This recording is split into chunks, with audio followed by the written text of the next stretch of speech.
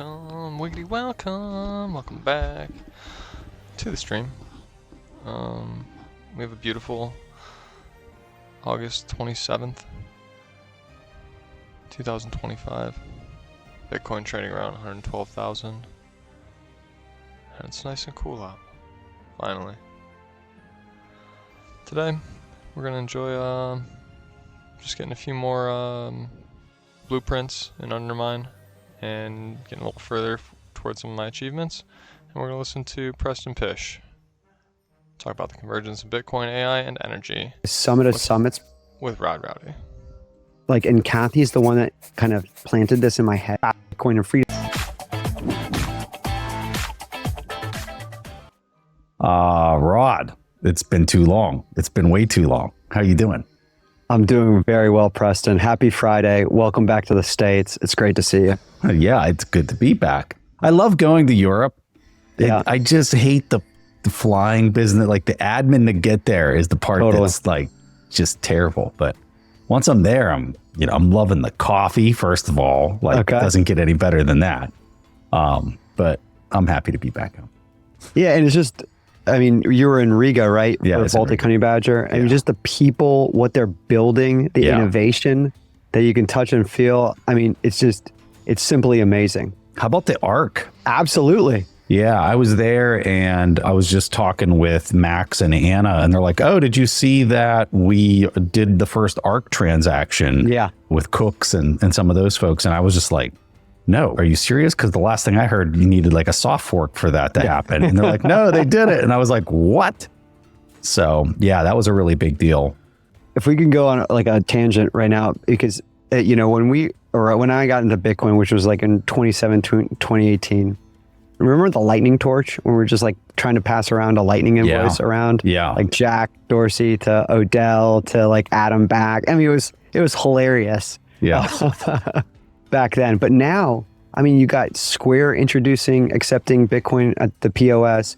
You got ARC on the layer 2, making a better implementation to make Bitcoin money. It's simply amazing.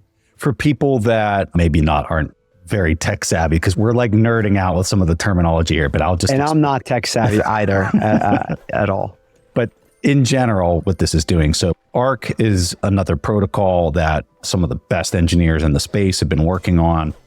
And what it enables is, like, one of the challenges you have with Lightning Network is managing your channels. If you're going to do it and you're custodying the sides and you're opening the channels and you're managing that liquidity, the inbound, outbound liquidity, it can be really burdensome. So annoying. Super annoying. And so what they've done is like these virtual UTXOs that then settle on chain. And what this is enabling is, if you're a vendor and you want to accept Lightning payments, you want to go layer 2 and accept these immediately settling Bitcoin payments. Now you don't have to manage this inbound, outbound liquidity. You can use this other protocol in conjunction with Lightning called ARC that allows you to just use it kind of seamlessly and not have to worry about the liquidity of the channels, which is massive. It's huge. Massive. And honestly, like at these local meetups, I mean, Alex from the ARC team, they were like, I'm pretty sure just like messing around with it in testnet at Bitcoin Park back, I don't know, months prior to that. And it's just so cool to see it live and in action. Yeah. Yeah, I was really surprised. I didn't realize that it was going to be happening there, and then seeing it, I was kind of blown away. But that's the thing, like, yesterday I was at Block's proto rig announcement in Dalton, Georgia. Oh, okay. How was it? It was fantastic. You got ARC, a small team building on the payments layer, right? With nobody, and then you got a big company, Block, that now is heads down building in the mining space. For people that don't know, this is Jack Dorsey's company. Yep. And so Jack was there. Yeah. And, don't trust verify, do your own research. But with that said, there's just so many amazing people. And I truly believe like Bitcoin's this gravitational force and this the common denominator just to build really cool stuff. And what Block's doing right now, especially with Proto, with Thomas leading them on the hardware side, especially making these kind of modular rigs, Because like before, you'd kind of like rip and replace when machines would break or The a whole fan would rig. break. Yeah. The whole thing. Yeah. You can put these box in. It's completely modular. Mm-hmm. And one of the two things that kind of blew me away, because I hadn't really, I mean, I met the team, but I didn't really get to meet the team. And one thing that Jack mentioned to me was, Rod, you see all these people that are on the team. And I said, yeah, you know, one thing that's striking to me, Jack, is you're saying 11 years, 16 Blueprint. years, 10 years at the company. Yes. You guys have been just building a Bitcoin company, I think, since 2018, 2019. Mm-hmm. So they were at Cash App or Square before, and now they're at Proto and BitKey and so on. He's like, yeah. And if you go one layer below that, now they're all Bitcoiners too. Now they all get the mission, and they're all on the mission. Yeah. And I was just like, wow. Didn't they get into like some big stock thing, like the Fortune 500 or something like that? Yeah, they recently hit the 500, I think. The Yeah. 500? Okay. Yeah. Yeah, it's so fascinating. And it's like, similar to this whole AI wave, every day is just going to get better. Is Bitcoin going to get easier to use and better money? Every single day, it just gets better, which is so cool. I want to get back to the AI thing, but on the Block announcement, the thing that I find really fascinating is he has these engineers that are hardware engineers. Yes. They're production line engineers that like understand the whole production process, making sure that when you bring something to market that is hardware, that it's not immediately, OBE because there's newer tech. So they understand the interoperability. They understand the fact that you got to be able to swap cards so that you're not throwing the whole, Totally. like they understand all of this. What was the other thing that you would say that came out of the big announcement there? Because it seems like the modularity of the cards and being able to kind of keep using the hardware and swap as better tech comes out on the cards. Was there anything else that you found like really fascinating with the announcement?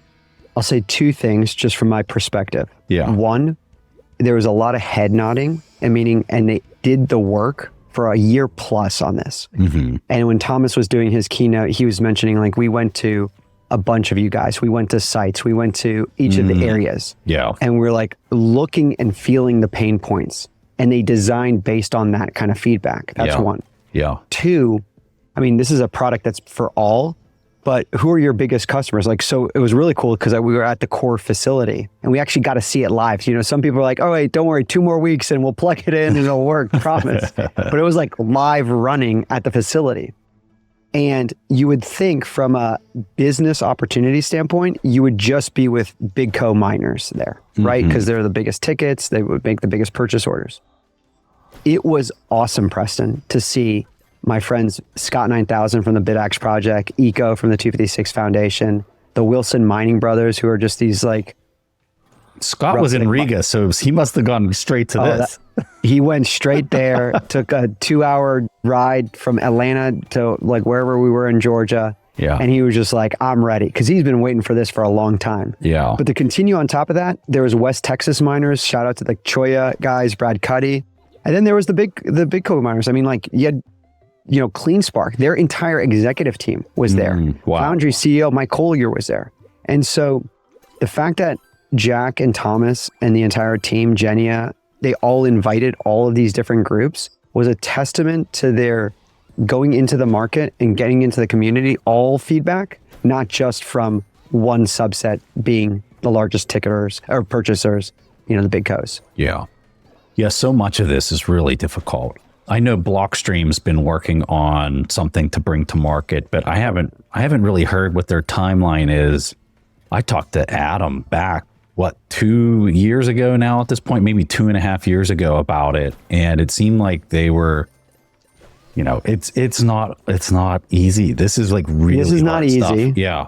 Yeah. With that said, and not to put a plug in for the Custody and Treasury Summit, as well as Imagine If, but Adam and Sean Bill are coming along with you. And I think this Blockstream asset management stuff that they're doing on the finance side Yeah.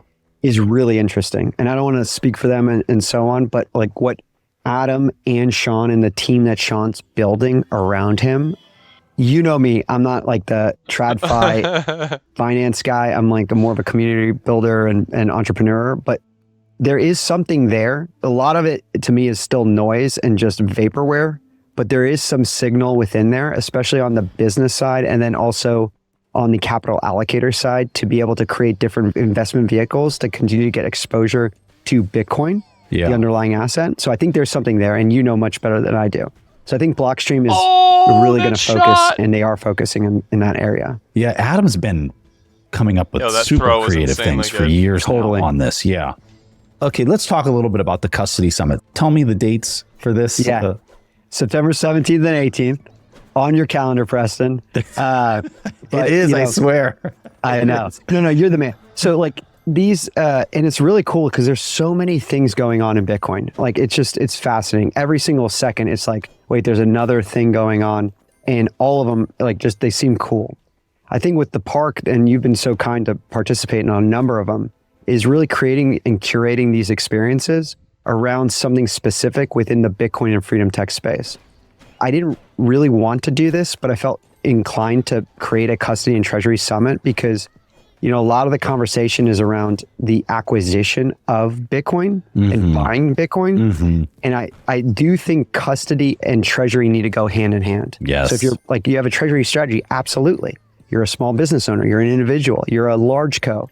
What's your treasury strategy? You're making, $100 million of profit. What are you swiping into Bitcoin? What's the percentage? What's the strategy? Are there other ways to increase that exposure? There's so many conversations to be had. But one thing, in my opinion, that needs to always happen is what is your custody? What is your counterparty risk associated with this? Yeah. And so one of the cool things at the park that, you've been so kind to be a member and just been supporting us and a number of other people, we're now able to make more investments in education and research and more content. We're going to introduce a custody white paper that we plan to introduce every single year, really digging into custody. And it's cool, we got this treasury strategies. Here are the custody strategies. And I'm not even poo-pooing full custodian, like a River, a Strike, or a BitGo, and so on. There is a strategy for that. But I want to just showcase and platform all the different flavors of custody. So from full custody to collaborative custody, multi-sig, to single sig, to insured custody, what Anchor Watch and those guys are creating in that category. Yeah. So I think the conversation is going to be brilliant. Parker, yourself. How about just institutional custody? So for example, you have NYDIG, you have Fidelity, you have, you name it, some of these really large players. And for the thing everybody's talking about is Bitcoin treasury companies. If they're conducting institutional level custody, is that a topic that you guys plan on covering as well? Absolutely. Yeah. Absolutely. And it's going to run the gamut from the institutional side as well as down to the individual side. Yeah. Because I think when you speak to the institutional side, almost every single individual and their mom is okay, well, what about me? And if they can learn it on the individual side, they'll be better equipped to talk about it in their boardrooms and in their other conversations. Yeah. And right now, though, the unfortunate truth is institutional custody is just with Coinbase right now. Yeah. There's not a really big conversation. So I'm trying to level it up and just showcase all of the other solutions out there such that, and I think, and I got to give kudos to Fidelity. I believe they're custodying their own Bitcoin. Yeah, they are. Yeah. Yeah. And so I'm just super bullish. I think with the ETFs, I think what happened there is the first ETF got through and they listed Coinbase. And I think everybody else that had an application in the mix was just okay, well, that one that one's going through. So everybody just change it to Coinbase and then we're good because that won't be a roadblock. And next thing you know, everybody's custodying their ETF at Coinbase. I couldn't agree more. I remember in 2017, in January of 2018, it was 2 more weeks and the Winklevoss are going to get their ETF approved and it's going to be 100K tomorrow. And I'm holy smokes, really? This is going to be awesome. And then next thing you know, we go through this crazy, choppy, for 5 years and no line of sight to an ETF being approved. But to your point, with ARK, with the BlackRock ETF, with all these ETFs, once one was all right, this is the template.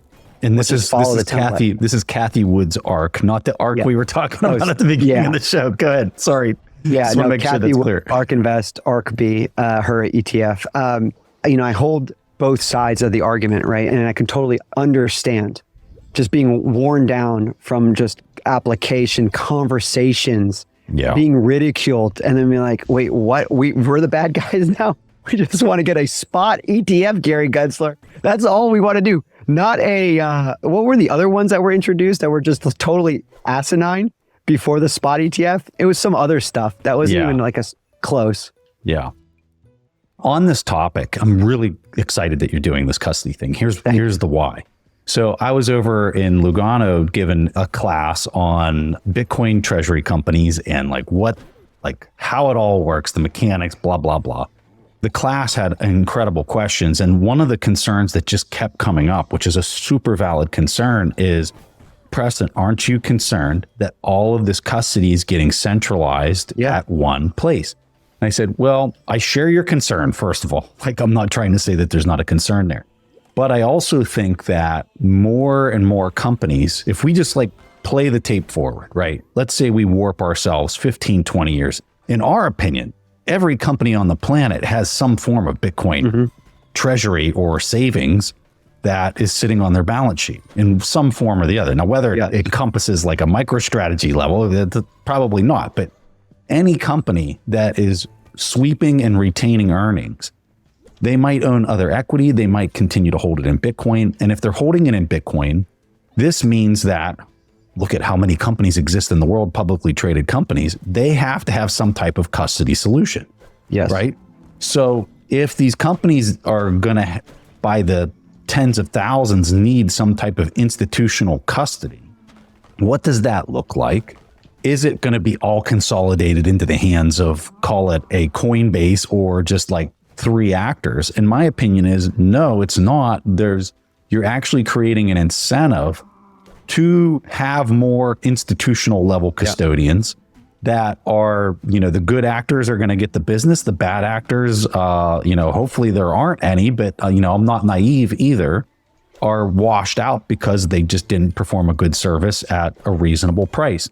So I guess where my frustration is in all of this is what brought us here are the hardcore Bitcoin zealots that self-custodied their coins for the past decade plus. And they've brought us to the brink of, now the world's finally getting it. Now the institutions are here. And now the companies actually want to hold it too. And they can't hold it the same way that you hold it because they have auditors and they have all these other rules that they have to play by. And I feel like the old guard and the people that helped us get here are looking at this scenario that's playing out, which is the institutions want to hold it too, and they're pissed off about it. And totally. I'm saying this in 2 breaths here. I agree with the concern that we don't want it to be centralized at all. I agree with this, but I also am looking at it and saying, you can't be mad that institutions want to hold Bitcoin. They're just trying to survive like you are at the individual level. I think you nailed it, Preston, which is similar to, the ETF process. It's now we want to be in this game and we have our own security protocols. We have all these different protocols that we have built our institutions that we need to continue to conform to. Now, with that said, I do think, to your point, over time, that similar to the example I gave with the lightning torch, I feel like we're at the lightning torch level of institutional custody. We're going to look back and be like, I cannot believe we're all custodying with Coinbase, because I think the incentives are there to have multi-party custodians, to have better institutional custodians, to de-risk yourself and your career risk, to have multiple parties other than Coinbase to be custodying your Bitcoin. I do think attestation reports, proof of reserves, all of that is going to come to light, because it's just going to be a competitive advantage, and competition will lead us into this clarity. While on the other side, we should be chirping about protecting the properties that make Bitcoin amazing. That, I think, is the fundamental common denominator to, we do not cut corners. We need to be able to custody our Bitcoin at any single point in time. And that's where it's going to get real interesting to me, because with more and more treasury companies announcing more and more purchases, I'm waiting for one of our autist friends to go out and be like, okay, cool. There's 19 point whatever circulating million Bitcoin. And all you guys are adding up. I'm adding up all your guys' acquisition of Bitcoin right now. And we're at 23 million Bitcoin. So what gives? This is another talking point that I keep hearing in these conversations with the treasury companies. And I don't know what to tell people. In equities, when you value a business, it's a multiple of their earnings capacity. And that is always going to be the case. Like, you don't value the business because there's $100 in the bank vault, or, $100 worth of Bitcoin in the bank vault, and the earnings capacity is that there's going to be more tomorrow or the day after. This is the classic bird in the hand versus two in the bush, right? That you're trying to figure out, like, is the risk to go after the two in the bush worth more than the one that you can capture, or the one that's already in your hand? This is just how you value businesses. So if there's only 21 million units, but everything is going to be valued as a multiple, I don't know what to tell people. Like, it's just how many kids do you have? And you said just try to get one Bitcoin per kid and call it a day. Yeah. What it's showing to me is that there's a lot of people in this space that have never, ever thought about, like, how things are valued in this world. And it's a bit of a culture clash that's kind of happening between the institutions and the people that are arriving that are finally understanding Bitcoin. See, this is where, what's that meme? It's like, I'm trying to get away, but they pull me back in, Preston. Yeah. Your role in this is going to be front and center. Because, not to boost your ego, but I truly believe this. You're so well respected within the Bitcoin community and well deserved. Very nice. You're being invited to Riga, to the Baltic Honey Badger, to all the dev stuff. Like, you're the man. And then also on the institutional side, you have a great relationship with, like, the Senator Haggertys of the world, to all these other folks that they respect your opinion. So I feel like there's a small group of people that are in this, like, middle area that are able to help bridge the gap. And we're going to see this next evolution in Bitcoin, which I'm cautiously optimistic for. Yeah, I'm very optimistic. If I have to be honest with you, it's getting frustrating. It's really getting frustrating for me, because I'm trying my best to, like, I don't know. Well, you're doing a heck of a job. Thanks. And let me just keep boosting you up, because here's the deal. Please. You're going, okay, so there's three currencies, right, in my opinion. There's time, capital, and reputation. I think there's a lot of people that overvalue capital for the sake of time and reputation. So they will just destroy their not destroy, but, like, devalue the currency of reputation in order to increase capital. And they'll waste their time to increase capital as well. Like, so missing time from their family and so on and so on. And I think you're doing an unbelievable job of putting your reputation in the appropriate places, especially bridging this gap, as well as your time, investing it appropriately. Like, I'm so thankful you're coming to Custody and Treasury Summit. I'm so, like, going to these other places in Riga, Latvia, of all places, to, all these other places. Preston, you're in, like, El Salvador, you're in, XYZ. And yeah, it's probably for ego death for a reason, but I know you care about it so much amongst a lot of other Bitcoiners.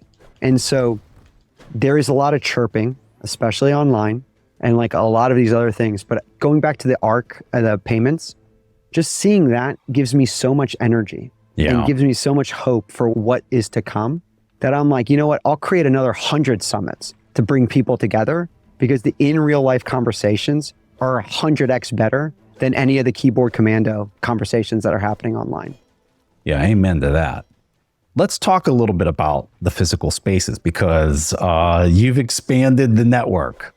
And for people that don't know, so what Rod built there in Nashville with Bitcoin Park, there is now a Bitcoin Park in Austin. So walk us through this. What happened? Yeah. So it's the Commons. So Parker Lewis was the one who started Bitcoin Commons. The mayor. Austin, Texas. Now head of business development at Zaprite.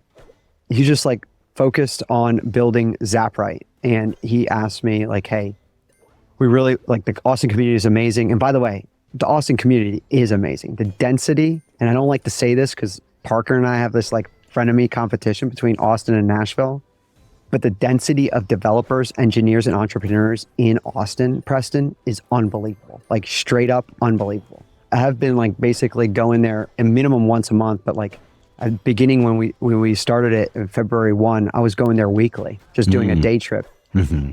And, I just texted, like, a few friends, and then for the first meeting, just to let everyone know, like, what I think the vision here is, but it really needs to be community driven. We had, like, 14 of the best Bitcoiners that I would just be like, should we do a summit right now with all you guys? This would be amazing. And there's something there. It takes a lot of work to continuously organize a community and rally the troops around meetups, workshops, and summits. And I do think it needs to be like a core focus. Like my time, capital, and reputation is all in on Bitcoin Park. I'm super honored, even like the Parker and the Austin community would just even think of me. And now hiring two amazing people, Andrew Davis and Jack Lesser, both leading Park Austin and Park Nashville. And then Rob Warren, who heads up our research and education. I mentioned that custody white paper. He's the one authoring it. And by the way, just a quick tangent, like going to your point, I do think there just needs to be more resources that are signal versus noise. And so Kathy Wood, super kind. We've been doing that Bitcoin brainstorm that you've been on a couple times. Her team and my team now with Rob are working on research together. So one of our first papers we're going to introduce is called Killing Bitcoin. Easier said than done. Because I want to bring to light, I've had an itch of like, we need to be more adversarial in our conversations around Bitcoin and just be more vigilant. And so how cool is it, like ARK Invest is going to publish this along with Bitcoin Park. Another double tangent, but she's just been so amazing. Dude, she's awesome. She really is awesome. I'm like a nobody. And her and the team wanted to do this with Bitcoin Park. And I was like, oh man, they do the crypto thing and so on. And like, I'm really focused on Bitcoin. I don't know if it's going to jive. She's like, Rod, we're called Bitcoin Brainstorm. You create and curate the show. We produce and distribute it. And I want to be there. Yeah. And I'm like, all right. And I thought she'd just be there by like one episode or whatever. We just recorded our 18th episode and we've been doing it for 2 years now. We just had Paolo from Tether on, which was awesome with Dr. Laffer.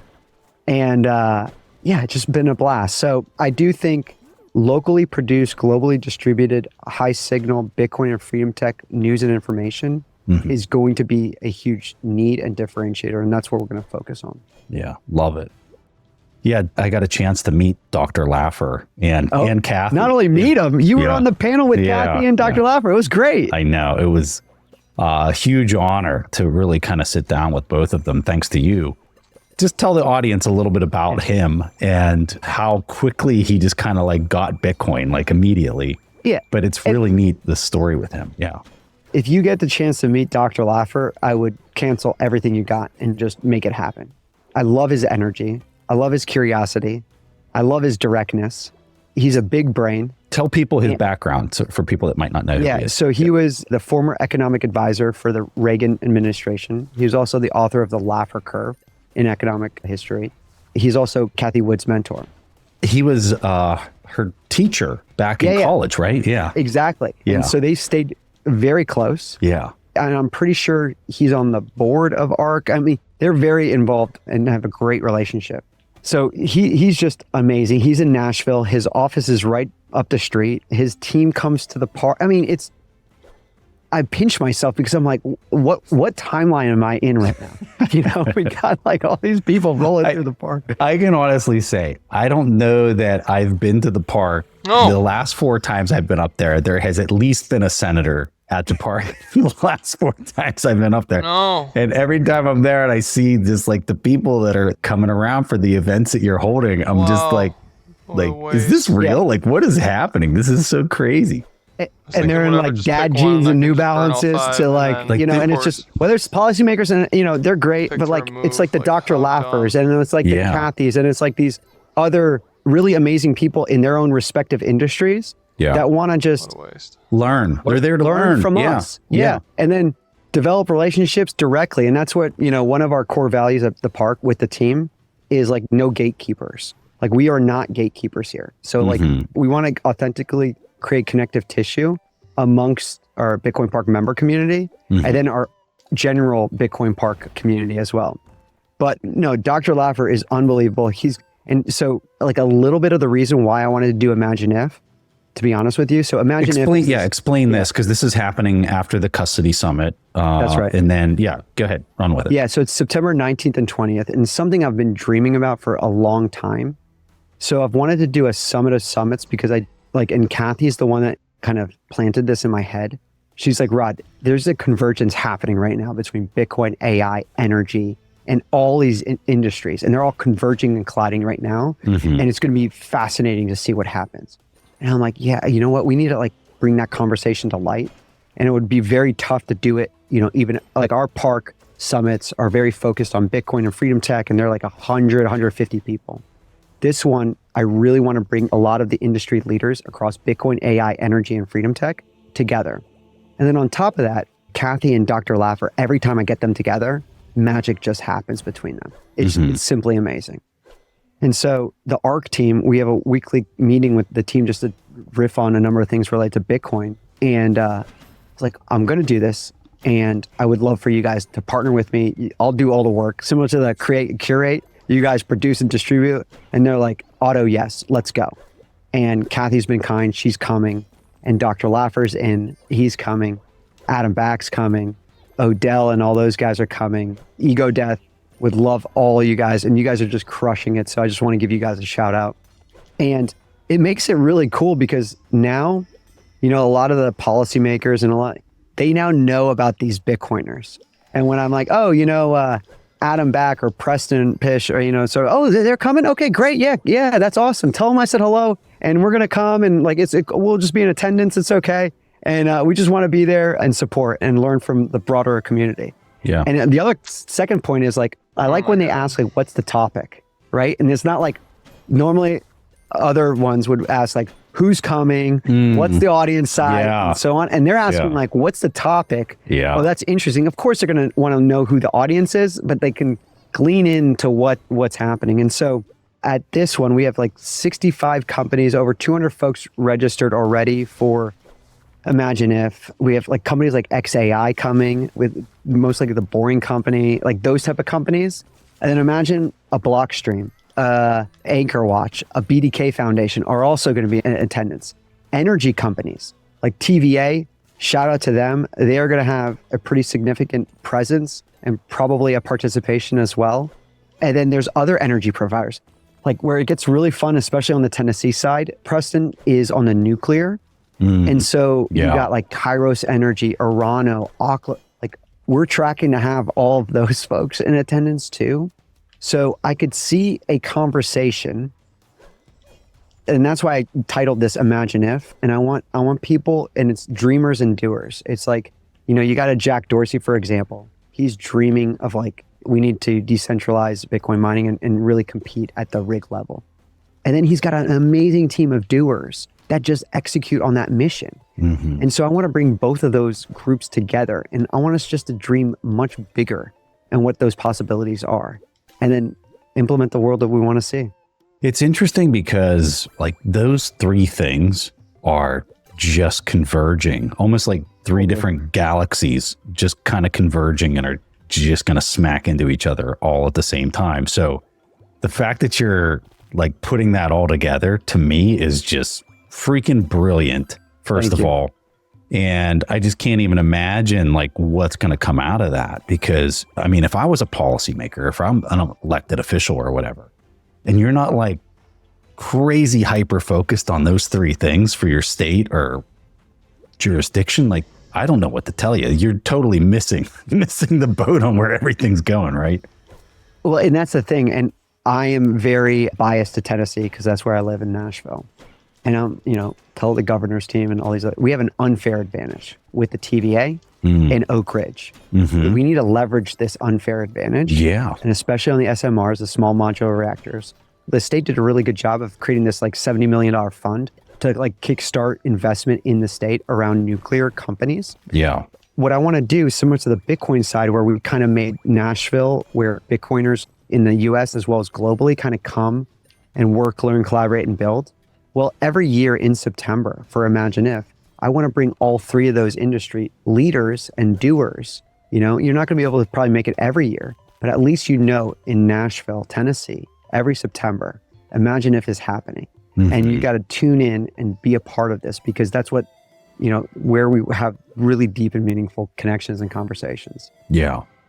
Yeah. I mean, from the policy standpoint, they need to just open the floodgates for promoting these three entities to just set up shop, whatever they've got to do from a tax standpoint to promote it. And the thing is like you put that governance or that policy, the laws in place. I mean, it's going to be like a magnet for them to come into the region. So hopefully they realize this. I don't. And I think they are. And I'll share, like, Georgia, I think, is doing a good job of that, especially what they did with Core Scientific, incentivizing them there. There was a reason why we were in Dalton, Georgia yesterday for the proto announcement. Yeah, Core has a number of facilities all over. I don't know what the reason was, but it seemed like Georgia Power, the Georgia government, the lieutenant governor, the state senator, the council people, they were all lined up. And so that's another thing. You know, we're talking about the policy side. Then there's the capital allocator side. This is really interesting to me as well. You know, so imagine if you need to request an invitation, because I want to make sure, I always say, even at our smallest meetups to our largest experiences that we host, I always say one thing when I kick it off, which is I take a lot of pride and responsibility in making this the best Bitcoin and Freedom Tech experience you'll have all year. And so I want to make sure you're here at the best place. But the capital allocators are really interesting, because now they're like, okay, this is interesting. I cannot deny that Bitcoin is like this unbelievable investment. The administration seems like they're supporting it. There's more air coverage in terms of supportive legislation. Okay. Now how do we allocate towards this space? Okay. Well, do we go the picks and shovels route and go into the infrastructure side? Or do we go straight to the treasury side and to the entrepreneur side? Do we go straight into the asset side? And so on. And the type of high net worth individuals, family offices, institutional investors, and these folks that want to learn more. And it's so funny. They're like bringing like a physical notebook and being like, okay, Preston, you said this about this. Like, now I want to dig into what you meant by this, because I really want to learn more about this. That's why it's so, I take a lot of pride and responsibility, not only in the content curation, but in the people curation, speakers, as well as the attendees, to maximize the time for all of us to be there. Bitcoin mining has a reputation for being impersonal, risky, and full of hidden fees. But one company is flipping that script, and it's Abundant Minds. Abundant Minds was founded by Bo and Christine Marie Turner, two Bitcoiners who lost over $500,000 to mining providers that overpromised and underdelivered. Instead of walking away, they built the company they wish had existed when they first started mining. With Abundant Minds, clients actually own their machines. And in Oregon, they come with no sales tax. There's one flat monthly fee for hosting, no surprise repair invoices, and if a rig ever goes down, their system redirects hash power so your earnings don't miss a beat. But what really stands out is how personal the experience is. Every client gets direct support, ongoing education, and guidance from a real human being who lives and breathes this mission, so you never have to be left guessing. In addition, through 100% bonus depreciation, mining can offer major tax advantages that you don't get by just buying Bitcoin. Their clients describe it like acquiring Bitcoin for half price when factoring in the returns and the write-offs. They've put together a thoughtful gift just for listeners of this show that could potentially save you thousands of dollars. There's no pressure, just something to help you think through if mining is actually right for you. So if this is something you're curious about and you want to learn more, you can check it out at abundantminds.com/Preston. That's abundantminds.com/Preston. You briefly mentioned AI at the beginning. Yes. And like literally as you were talking, I had an idea that like popped into my head that I think could be useful for all the attendees as they go back home and they're trying to decompress like everything that happened at the event. Before I throw out whatever that idea is, I want to talk, and I just want to kind of get your overall opinion on using AI now. I know you have talked about this recently in some of your interviews where you're doing browser extensions, you're doing this, just the speed at which you can create content and bootstrap things with funding and whatnot using AI. Give us your rundown. Where are you at with AI? What's happening? It's kind of like you have to use it in terms of your workflow. Whatever workflow you have, you need to augment it and experiment with AI. So for example, I use voice to text pretty much now for everything I do. Or majority of what I do on the keyboard now is voice to text, because it's just voice is like 5 to 10 times more efficient than it is to text. However, the lift to actually get myself into that habit was very high, but I forced myself and now I'm running. Similar to AI, I would not say, oh, I just used it. It gave me an okay response, or I didn't really, and then I'm just going to go back to Googling and doing whatever. My first suggestion is commit. Don't pay an annual fee, but pay a monthly fee for whatever AI service. I have no recommendations on one or the other, but just use one and just start using it as your default Google like search. It's so funny when people ask me questions now, or even like a question about something else. I'm like, did you ask whatever service? They're like, oh no. And then there's the answer right then and there. So that's first and foremost. Second is, and you do this really well, is anything that's repetitive in terms of your workflows that you're looking to do, and especially that takes away your energy, should be most likely automated through an AI agentic, either delegated purposefully or through some sort of AI agent, full stop. Like, you got to get that off your workload, because you take one step forward and I'm able to take 1.1 step forward every single day. I'm going to be light years ahead of you. Yeah. Even though you could still see me right now, you're not going to be able to see me in like half a year from now. Yeah. But I will say, it's not like, oh, well, the AI tooling, still people are creative and thoughtful, and there's so much slop out there. And you're just like, dude, I know you're using AI. You're not like, I immediately do not read what you're saying. But then when, like, for example, I've always wanted to write more. I have this like series called This Is Dumb, But Hear Me Out. And I have all these topics that I want to write about.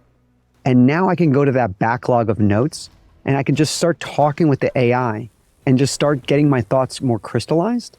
And now I write and for me, it's somewhat therapeutic because it's just a great habit to develop. And I wouldn't be able to do it without AI. So I would say, in terms of a suggestion, it's just, you have to include it in your workflow. Mm-hmm. And it is just so unbelievable. Yeah. So for me, taking meetings, especially engineering, tech heavy type meetings, which I take quite a bit of, we'll sit there, we'll talk for a half hour or an hour. And, some things I'm picking up, some things I'm not picking up. And a lot of the times you don't want to slow down the conversation because it's kind of moving very quickly. But what I found is we use like a Firefly service where it's giving you, and even Zoom has this now, where you can get the full transcript of the conversation after you're done. And what I find myself doing is, if it's a recurring conversation, let's take ARC, for example, that we were talking about at the start of the show, which is a really technical thing with these virtual UTXOs and blah, blah, blah. So I have a context window, and I would take the whole let's say it was a conversation for a half hour, an hour about ARC, and I'm literally catching like 10% of what's being thrown down. I can take that entire discussion, rip it out of the AI is giving me the word for word, right? I can then ingest it into the context window via PDF. And then I can go back and I can say, hey, there was something that happened in this conversation, like maybe 25% of the way through, that was in reference to this. And I didn't really understand what was being said. Yeah. And it knows it can immediately, I can interact almost like I have the best expert on the planet sitting unbelievable? there. It's unbelievable. But then where I think it even goes further is I might have another 3 conversations. I'll ingest those conversations into that same context window. And now it's just getting smarter and smarter, and my ability to query anything is like off the charts. And so why I was smiling when you were talking about this event that you were having, the whole time I'm thinking, oh my God, they need a transcript of if you have a website or something like that after the event's over, that has a transcript of every panel, right? And then you could even have roll-ups, and you could even have things like, let's say you were a politician, or you were a person from the energy sector, or you were a person from this branch of whatever.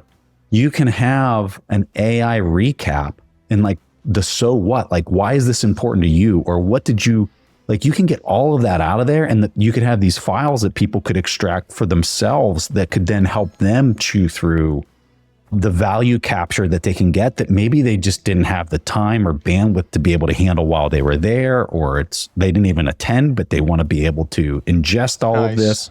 Nice. Dude, it's crazy. It's crazy. It is totally crazy. And just like the website, which is bitcoinpark.com/imagine if, shout out to Jack on my team. He vibe coded that brilliant website together, and it looks so nice. Yeah. All of that. And then think about it. We have speakers, the profile pics, all of that is just, I think we were using Cursor AI for that one. And it's just so easy. And that's where, Preston, the curation Yes. of content Yeah. is going to, and that's where, I'm dumb and bad at like 99 out of 100 things. One thing I think I'm pretty good at is curation of signal. Yeah. And this is like me, like Marty and I joke, it's like, and this is our time to shine, the thought boys or whatever it's called. But being able to curate all of that signal and then distill it into like clear bites of information, such that you could be the policymaker, you could be the engineer, you could be the entrepreneur, and you're like, wait a minute, I just want to be an entrepreneur that makes these widgets. Oh, I can use Bitcoin plus this AI customer service widget, and now I'm a band of one that I have unstoppable money that I'm accepting, while I have my customer service department that I would have to pay hundreds of thousands of dollars in a call center or whatever. And I'm able to just focus in on my craft that actually gives me the most energy. Yeah. And I enjoy it. Preston, for our kids and where we are right now, I've never been more bullish in my entire life. Yeah. Here's another weird idea. You could take transcripts of everything that happened at this, imagine if, let's say there's 30 panels or whatever, right?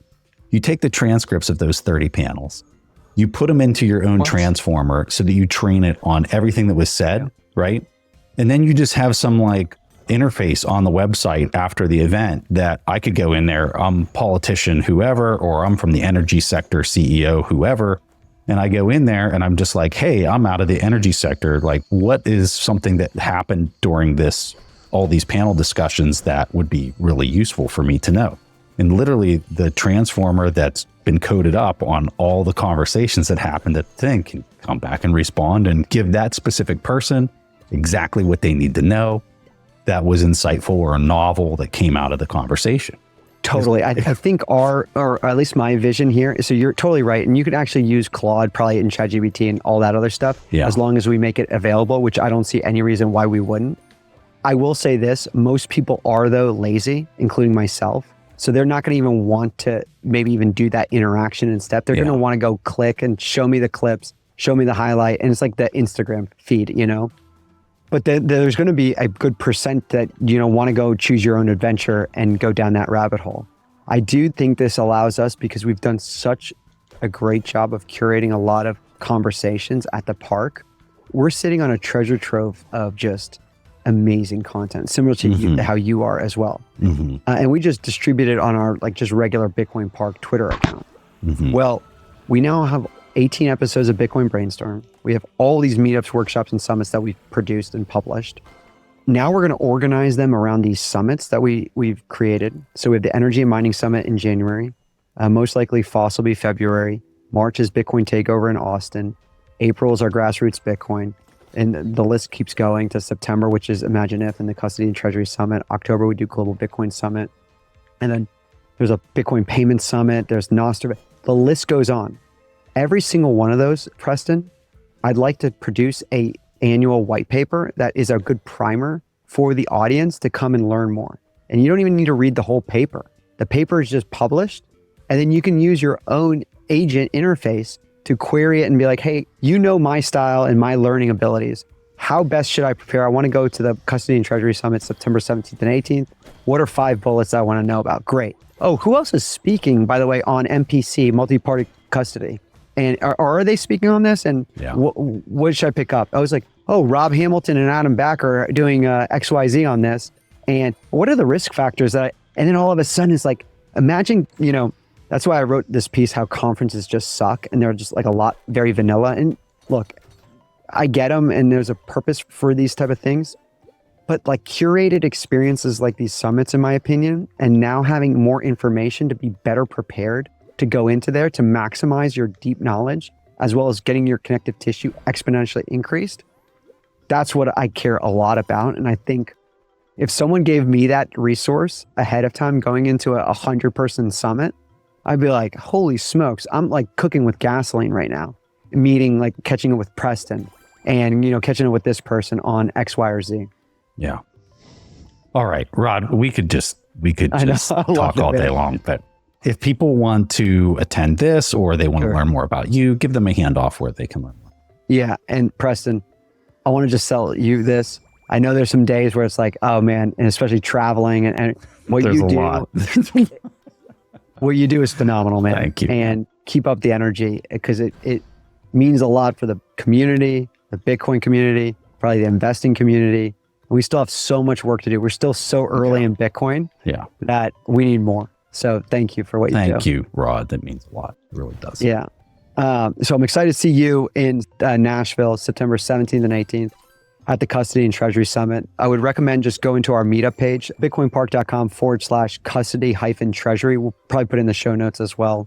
And then just go down and join the wait list. And we're going through that. That one, unfortunately, is going to be sold out here sooner than later.